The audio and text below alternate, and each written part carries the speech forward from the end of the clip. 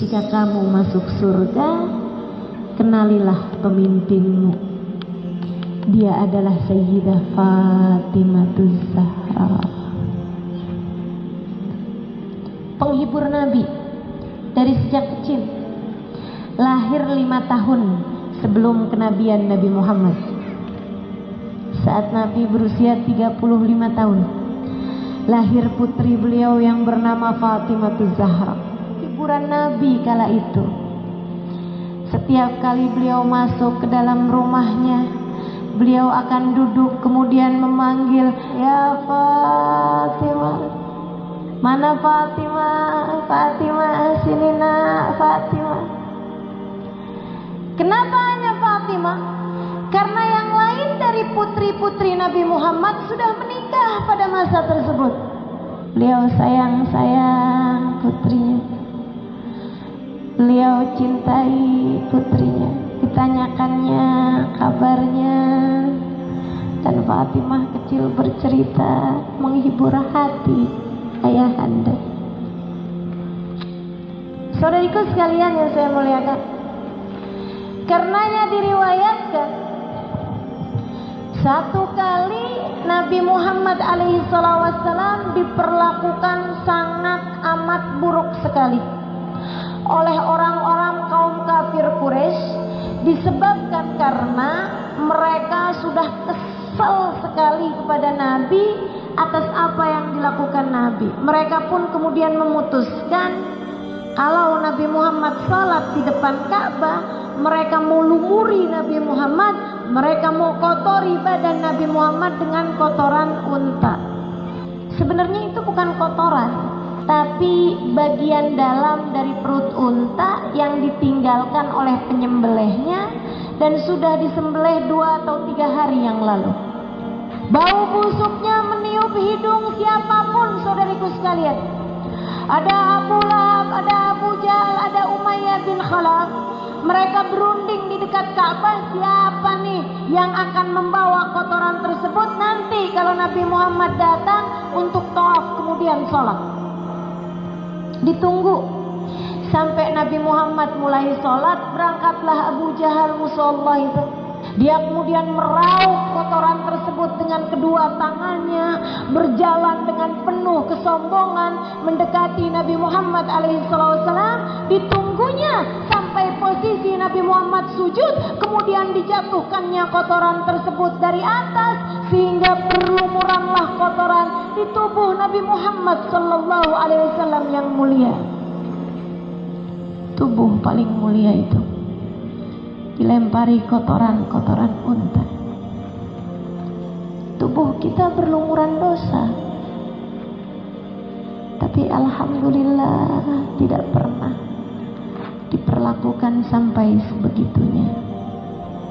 Mengajarkan kepada kita untuk sabar. Sabar. Nabi aja digituin, yang sabar. Saudariku sekalian saya muliakan, seorang budak perempuan melihat pemandangan tersebut. Dia segera berlari ke rumah Nabi Muhammad alaihissalam. Digedornya rumah tersebut, "Ya Fatimah, ya Fatimah." Sayyidah Fatimah kemudian keluar. Saat itu usia beliau mungkin 8 tahun, 9 tahunan saja. Dia bilang, "Ya Fatimah." Ketika Sayyidah Fatimah keluar, dia bilang, "Ra'ait madza fa'alu ala abiki ya Fatimah." Coba kamu lihat tuh wahai Fatimah, apa yang sudah mereka perlakukan terhadap ayahandamu itu. Sayyidah Fatimah kemudian segera berlari-lari kecil menuju ayahandanya. Sampai di depan Ka'bah, dilihatnya ayahnya masih sedang sujud. Masih sedang sujud menghadap Allah Subhanahu wa taala, sementara bau busuk berasal dari kotoran yang mereka taruhkan di atas punggung Nabi Muhammad sallallahu alaihi wasallam. Sayyidah Fatimah mendekati ayahnya.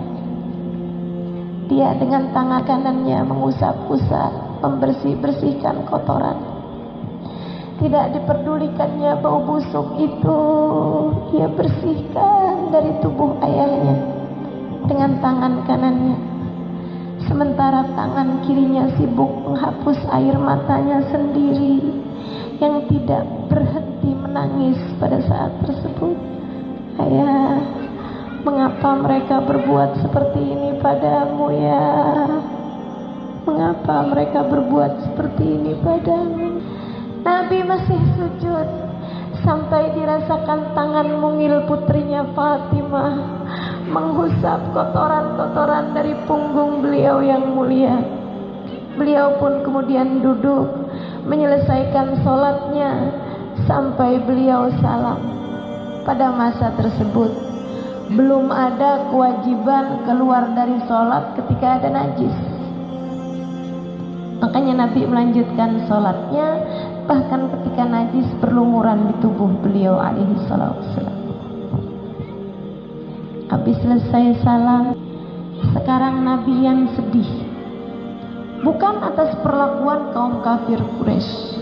Beliau sedih atas kesedihan Sayyidah Fatimah.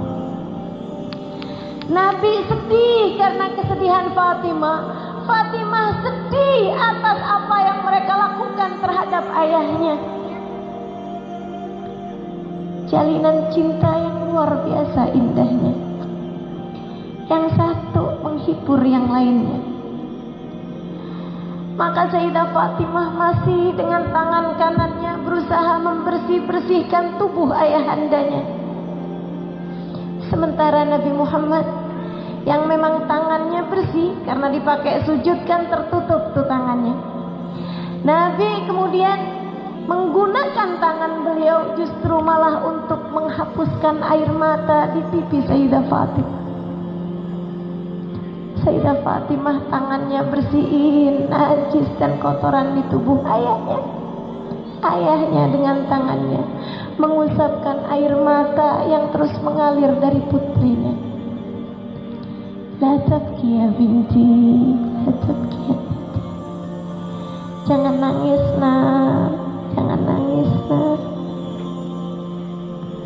Sayyidah Fatimah dibilang seperti itu malah tambah nangis. Mengapa mereka berbuat seperti ini padamu ya? Mengapa mereka berbuat seperti ini? Nabi kemudian menghibur putrinya dengan berkata, ya Fatimah la tabki, saya cium. Wahai Fatimah, jangan nangis. Akan datang hari kamu akan melihat kenabian ayahandamu